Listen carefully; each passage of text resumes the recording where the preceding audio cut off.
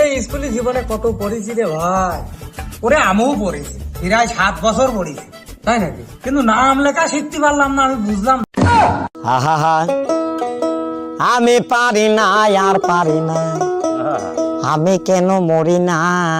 আরে ভাই, তুই দীর্ঘ 7 বছর এই স্কুলে পড়েছিস, এখনো নামটা লিখতে শিখতে পারলি না, বিষয়টা আমি কিন্তু বুঝতে পারলাম না।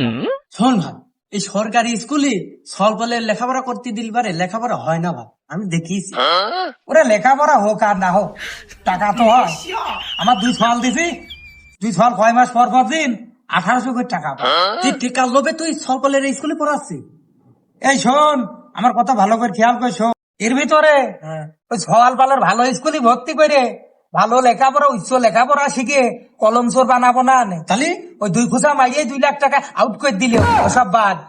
সওয়ালের দরকার হলে দেশীয় চোর বানাবো, এটা সেটা চুরি করবে, নগদ টাকা ইনকাম। কলম চোর বানাবো না তা ভাবিস না। ভাই, আমি মানুষ দেখিছি, তোর মতন মানুষ আমি এই পৃথিবীতে দ্বিতীয়টা দেখলাম। হইতে আমার সরম লাগে প্রেমাগুনে পুইরা